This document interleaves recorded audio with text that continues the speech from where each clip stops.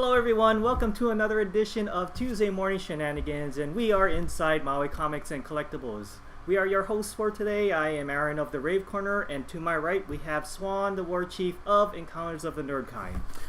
I just want to say, I'm watching you, Travis. Here we go again. Twice in a I'm row. watching you. Your hand does not belong there during the show. Does the second threat is needed? I mean, no, it's not a threat. It's a statement It's that a statement. there are guys out there doing this to themselves because we're so good looking. Oh. Yeah. Let's kick off the show with a really good topic that Swan actually brought up, and that is worst buys. Yep. Let's see. For me personally, Well, is it kaiju related? That's all I'm wondering. Oh yeah, it is. Okay. It definitely is. You know me. For those who know me, kaiju definitely. So while this was during a time when I was still a rookie into the collector scene, and I've been shopping on eBay very often, and one day I said I want to buy this Bandai vinyl figure of Godzilla 1964. It stands 8 inches tall. From what I understood, the first issue of that, because it's been reissued about maybe 1 or 2 times, but the first issue was stamped and copyrighted somewhere in the mid to late 80s. So when I actually looked at the pictures and then I looked at some of the details, it was, I can guarantee that it was the very first issue. So anyways, the auction started. It was a low bid. I put my bid in, and sure enough I won. So I was very excited. But by the time the figure came in, I took the figure out and I noticed that it has been tampered with. But it wasn't shown in the pictures. What happened was the Godzilla spines, they actually stick out like tips and they're curved, right?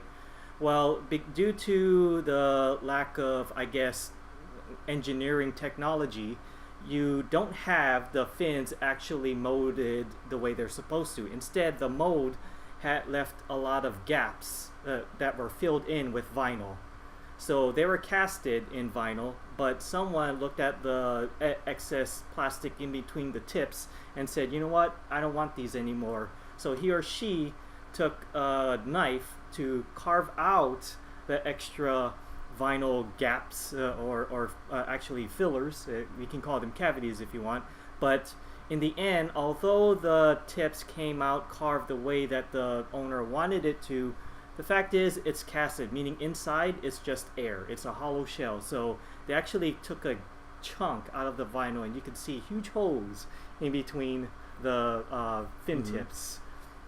Of course, around that time, again, I was a rookie. I didn't know what I knew today, and because of that, I paid for it. Well, that's actually, yeah. This actually reminded me of a story going back to when I first started buying comics and I started getting to collecting. The one bad buy I can remember very specifically was when I decided to get into the toy game. Oh. And I found a Ghostbusters Ghost Trap at a steal price, and it was like $100. So I spent it just to take it home to find out it was an empty box. I was so excited on the buy because I was like, oh man, it's $100, and I went onto eBay and I was like, oh yeah, of course, here's the prices and here's how good it was. Just to find out when I opened the box, it didn't have it inside, but instead I got a Shogun Warrior Godzilla out of it. Oh? Yes, so it was like a giant toy swap in an empty box. So at that point, do you feel like you got ripped off, or like I would feel absolutely confused? I actually just went back to the buyer. Sadly, I was just like, I think I should be honest and return it. But no, it's like apparently the guy had this big gimmick to where he switched toys in the boxes to get you to buy the toy eventually. So he has been doing this before. Well, no, he does it as a fun thing. No, like, but that's, okay. that's still considered a scam because buyers did not got what they paid for. True, and then I just looked at him like, I got a Shogun Warrior Godzilla. So you just left Awesome. the issue as is. I was just, yeah, I might as well. I don't know nothing about Godzilla toys. I think they're gonna be. I think there's something super valuable. Then the big heartbreak comes, and I'm just, It was a big switcheroo. Yeah. But at the same, yeah. So that was exactly my point. Although you didn't get what was advertised, for me, well, understanding you, it's like you're here for Ghostbusters, but at the same time, you still had an appreciation for Godzilla. If you did not like Godzilla at all, then you would be really upset. Like, my thing is, I would have had more of an issue if the Godzilla toy was broken. Oh, okay. But considering that both fists were there and the lever was intact, right. I thought, okay, the condition on it's good. The paint was still nice. The wheels still rolled. It still could do its little Godzilla thing. It had all its teeth colored. You know, usual stuff that a toy collector would look for. I mean, I was just happy with, okay, at least I got this for $100. Well, you say that this whole thing was a gimmick. Now, there has to be more to this story. I mean, well, my thing he was has like to be an internet the way he was personality. the way he was trying to get me at the gimmick was you can check all the other boxes if there's the other toys inside, or are they the one you're looking for? I'm just yeah, because this is something that someone would get away with had he be maybe a radio personality or an internet personality. This was actually an in-person transaction. So when I was looking at it, I was just, do I really want to give this guy another $100 to buy a Shogun Warriors Godzilla box to get the Ghostbusters trap, or am I getting another Shogun Warrior in it? Or I could get a giant assortment of toys in the box. Or even worse, I could get a Hot Wheel, not Hot Wheels, but just a Hot Wheel. So it was said in the description that when you get the box, what's inside is like an Easter egg. Yeah, and then I looked below it, and then he's like, yeah, didn't you check under the box? Toy not guaranteed inside. I'm like, okay. Okay. Always okay. read the fine prints on the box. That's that literally is the moral of the story. In Swan's case, it's very good to check the details of the eBay listing. But then, you know, like, that was back then when I first started, and I like to say, green. yeah, when you're a rookie, you don't care. It's like, okay, I'm gonna crassly give you my money. Absolutely. You give me what I like. We walk away happy. Yeah. Nowadays, it's like me and you. We scrutinize everything to the max. Well, just that's because everything. we're older, but we're also more educated. That thing goes twofold. Mm-hmm. Yeah, but I can just think of, I have so many bad buys. It's not even funny. Like time I bought a giant case of Marvel trading cards. Oh. Because I thought it would be something super fun to sell. Right. So, Aaron, you didn't know this about me, but back then I used to have my own little makeshift comic shop. And what it would be is just me walking around with a bunch of comics, and I'll be like, hey, nerds, you guys want something? No, well, that's called being a door-to-door salesman, Well, so to speak. not really. If it's out of your garage and you just take it on the go, I consider that just being there. A traveling salesman. No. Come on. Don't hit me with the traveling salesman gimmick. Because traveling salesman, I could be selling you Cutco knives right now. Yeah, but you're not. You're one of the cool ones that sell Marvel cards. It was the hardest thing for me to sell, because then everyone's like, you do know these things are massively produced, right? I'm just, no. That's when I was like, okay, trading cards, never a good idea. Actually, it could be worse. You could be standing in the corner of the street and you're like, Marvel cards? The big thing was, but when I stopped doing that whole selling thing, I was just, okay, garage sell everything. And I sold it all, thank God. And I finally got rid of the last of my Superman trading cards from 1992. That's when it was based on the Dean Cain Superman. So at that point, did you break even, or did you make a little bit of profit in the end?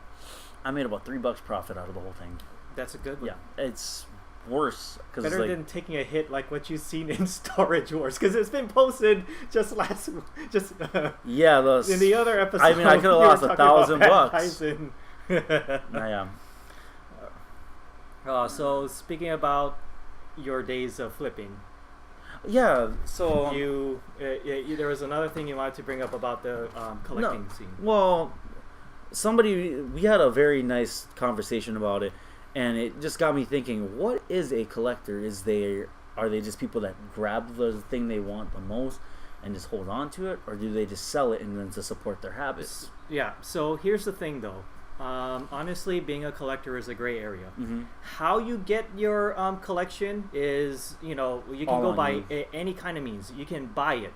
You could trade it for it, sell, and then get something out of it. Exactly. Yeah, there's many different ways to pay for it. Yes. And so the problem is because it is a broad term. Well, for me, the reason why I determine collecting in my point of view is I focus more on your stock, how you get them. So you could buy, trade, do whatever means you can to get something, but if the pieces that you get are consistent in whatever genre that you get, you are basically a collector. But there's the problem where it gets gray is there's no fine print that says what is you a do collector. Yes. with the collection you get. So you Well, were making points about. Well, it's just say like I'm a guy who walks into this comic store and you didn't know me, you were the worker here, and I just took 30 copies of a book. I know it's key issue, and I just bought it all from you. Yeah.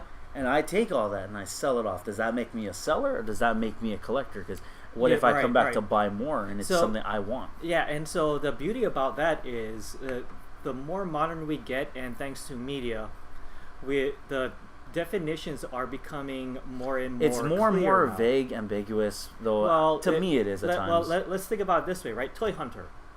The guy says he's a collector, but basically he's a toy hunter because he goes around buying stuff for other clients. Yeah. For other clients, or he wants to make a profit. Now, as reality shows start to become more and more about people buying and selling stuff, they're called either resellers or flippers because they're buying stuff and they want to flip it for profit.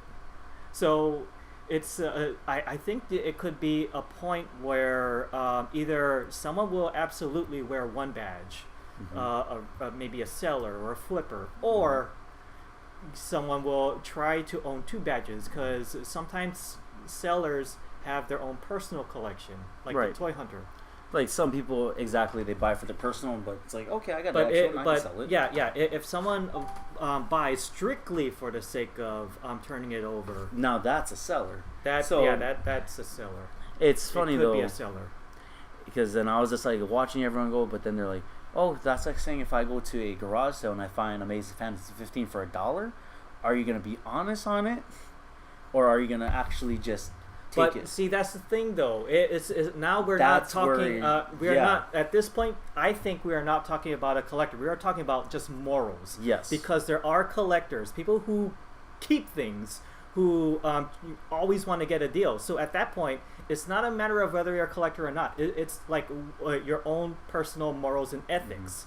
If you want to be, if you're an honest person and say, you know what, I can't take advantage of this person, I gotta tell them the truth, you're a collector. But you're just an honest collector. If you are keeping it and you say, you know what, a deal's a deal, that person did not know what they're selling, it's their fault, I'm gonna get it for this, and you're an aggressive collector. Yeah. Or some kind of, you're still a collector. You're still a collector. Now, it's just that you're a little bit more aggressive. Here's the thing that's the point. I'm glad you actually specified on the question more than just looking at it and hearing it and acting on the first thing you heard. A lot of people will say, but then you're not a collector if you tell the person. No. But then I say you are, because another thing to me is my definition of a collector is someone who educates the people that don't know. Yeah, well, we're going to have to go all the way back. See, right there. So it's since we're talking about toys, why don't we look at it about cars? There are car collectors who admire stock cars, but you got car collectors who enjoy customizing. You got people who enjoy stock cars who looked at customizers and say, you know what, you guys are not true fanatics because you're not appreciating the true value of it. But to other people's opinion, they're car guys. They are as bunch of the gearheads as the ones who prefer stock sports cars, whatever it is. But the thing is, as much as we try to segregate ourselves, it doesn't matter. We're still to the general public, we get lumped together. Unfortunately, as much as we try to separate ourselves and we take pride, we can criticize or whatever we see. We I'm kind of glad you others. brought up this whole moral thing. It's a really trippy question, it's though, right? It's about morals. That's all I have to. But do you say a collector has morals? Well, honestly, if I were to right now say on YouTube that every collector has morals, I would be lying to myself, because not all of them do. Not all of them don't. No, let's face it. Not everyone is honest. There are some people who love to take advantage of a steal, no matter how far apart the real numbers are from how much the person is trying to sell it for. Like we all have that temptation. Comic book guy from The Simpsons, right? He has the character that they portray in the cartoon has no morals whatsoever. He will take a steal if he wants to, but yet he runs a comic book store, so he is a seller. But at the same time, he has his own personal collection that is mint in the box. He's also a collector. See, thank you, Aaron. This is a question I keep asking other people, and I like to get your opinion on it. I mean, as much as again, if you were, here's the thing though, if you were to ask every single person what a collector is, definitions are always subjective. Right. Very subjective, based on personal belief. Now it's more strict, but back then it was just such a gray area of what they were. It's ambiguous at times. Yeah, it can be ambiguous, but it's there are so many terms that are used just for people who chooses what to do with their collection, though. People who get things, buy things in hopes to turn it over for a good margin. They're called either sellers or flippers. At least by the definition that's used in mass media. So do you believe like there's a classification level of collector, or you just say collector's a collector, plain and simple? Well, a collector, to me, the way I saw it was a collector is a collector only because I respect everyone else's views. So for me, as a collector, I have no right telling other people how they should be collectors. There are moments where I disagree with what they do with it, and I cringe. You know, when people do stuff the way I wouldn't necessarily do stuff, but I have them, not you. Yeah, that's them, not me. I have no right to actually say anything. Now, how do you feel when I asked you that question, like, well, just personally? To be honest, I was shocked because I never thought that it was like such a debate. See, that's what hit me too. I never that thought it was that such it would a be debatable such a hot topic. See, it is a hot topic, though, right? I told you I had a good question for you. Yeah. That's why I gave you a very simple answer. And like, honestly, on Facebook, I said, "Wait, this is an actual issue. Why is it?" Yeah. So it's like for me, it's when I hear this, it was such a thing that just shocked me. But I really have to stop and think about it. It's something that really gets you thinking, doesn't it? You can stop and think, but the reason why it got so complicated is because there are so many personal beliefs and I guess feelings involved. To me, it's like the way I was looking at it is like, wow, that's like asking me from a reader or I'm a collector, and the readers, it's like, I mean, it's such a weird question to ask. Honestly, the only way people, the only way things like this can ever be satisfied is if everyone, for once, acknowledges that there is a higher power. Yes. And that higher power actually makes written rules. Like, that's going to happen. So, Aaron, pretty much, world, in YouTube verse, me and Aaron are going to write the 10 Commandments of a collector. Exactly. We're going to present it to you. How should we present it on to them? Like a giant kaiju figure, or like should we come from a ball of fire or out of the ocean like Godzilla? I mean, that's the only way everyone can ever be at the same page. But you know, even if somebody were to establish 10 rules, there will be rule breakers regardless. They will disagree with it, and they will think, why should I follow those rules? Right. So it's. I see this. This is just my question for you because it was just thrown around so much. And I was just, okay. Wow, I didn't expect it to even be that big. All right. Yeah. So, I guess that's our show. Yeah. That's our show, and it can go back and forth like as debating the validity of Bigfoot. Now, if you guys want to watch the rest of this, tune into Facebook Live. Other than that, stay raving out there. Exactly. So yeah, let's wrap it up with a random question of the day. Do you? You know, I don't have a random question of the day. Do you have one by any chance? Yeah, but it's very super lame. What's this one? Armrests in the movie theater. Do you hog them? Share them? Don't use them at all? I just break it off so no one has it. You break it off? Yeah, I'm just like, you know what? No, because my mom's one, they're liftable. And it's like, exactly. I hate the fact that when you're wrestling with them, they're like there, and then they're like, oh yeah, you moved your arm. I was like, okay. Because I'm the kind of guy that kind of slowly shifts into my chair, right? So sometimes I'll lean on an armrest, sometimes I won't. But when I do lean and I bump into someone else's arm who's not my friend or whatever, I'm like, oh, I'm sorry. Mm-hmm. But it's so funny because in the movie theater we have at home, some will lift, some of the armrests will lift off, others won't. Sometimes I like to play like a roulette, so to speak. Instead of trying to count rows, I just sit down and then I lean back, or I try to put the armrest up. Well, I mean, my most random one is about broken toys. Do you think broken toys are going to gain any value in piece-wise? Because there are people that restore toys, right? I'm not too sure. There are people who restore toys, but here's the thing, though.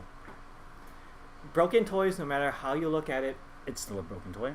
Still a broken toy. They're a hard sell, especially with kaiju toys. I've seen people who try to sell it for maybe $5, but even that's a hard sell. Not even for me. Like, if someone were to give me a kaiju toy that I didn't have before, is on my want list, but they say, oh, this one's got chips on it, they could offer it to me for $1, and I still would feel uneasy because it's down to personal preference. Mm-hmm. And in most cases, a collector will deal with paint scuffs, but not necessarily chips. Well, because like I just looked at it and when I Unless was if on somebody, eBay, well, there's certain absolutely eBay loves. listings, even Craigslist, they list like, hey, I got a lot of broken toys here. If anyone Yeah. wants to fix them, it's like Okay, yeah. the people So go on that. so in the case of those toys, if they are fixable, then I guess it's worth fixing. Well, it's but like you in kaiju toys, you It's- can't yeah. fix it. Well, preferencing on what you collect as a toy Yeah. collector. Oh no, because I looked it up and I was like, He-Man figures here, and I just looked. Oh, awesome! Right leg of He-Man. Okay, the head of Skeletor. And it's not even a build-a-figure. No, and it's like torso. The best one was like torso of Cyclone. And that's great. Those toys are held together by rubber pieces. Oh yeah, there are Transformers that are sold for parts. Yeah. I think there is a pretty good market for that. I'm just not one of those. Not one of those. Like people. me, I never met a guy who restored toys yet or knows how to Yeah. fix them. I would like to, Mhm. but that was just my question. Is this? That's like when I found packaging's actually sold on eBay for $30. Yeah. All right, so let's wrap it up right now. Big thanks to Maui Comics and Collectibles. Follow the store on Facebook and Instagram at Maui Comics. If you want to see figure reviews and more, check out the Rave Corner at myfavorite.blogspot.com. And if you like this episode and would love to see more episodes into the future, feel free to like, subscribe, leave a comment in the comment section below, and submit your random question of the day, because we do read them and we will answer them in the next episode. Swan. Also, shout out to our two newest fans, Juliana and Aaliyah. Hopefully, we do more videos you like. Hopefully, we get to do more movie reviews. I'm actually looking forward to that. Oh, yeah. Because we got some good movies coming out, man. Suicide Squad. Oh yeah, that. You know, in the last episode, you were throwing out Ghostbusters, but I'm thinking you would not watch that. I hate to tell you this, but my girlfriend actually wants to go and watch that movie. Okay, so I will tell you how bad it was after. No, maybe I'll join you, and that could be our next review. Should we bring like the holy water for us to repel us from the evil of this movie, or like I'm not sure what how to should we go do? Because honest answer, I feel like I need to take something to watch it. Yeah, unfortunately, they don't allow alcohol into the theater. So No, not that kind of You're out of stuff. luck. I mean, like just hit myself on the head with a hammer kind of thing. Because I'm gonna be honest, Ghostbusters movie, the Scooby-Doo 2 movie effects were better than yours. Ouch. I said it. Ooh. Shots are fired. All right. Anything else you want to plug? No, I'm just good. All right. So until then, thank you for checking out the video. We will see you next time.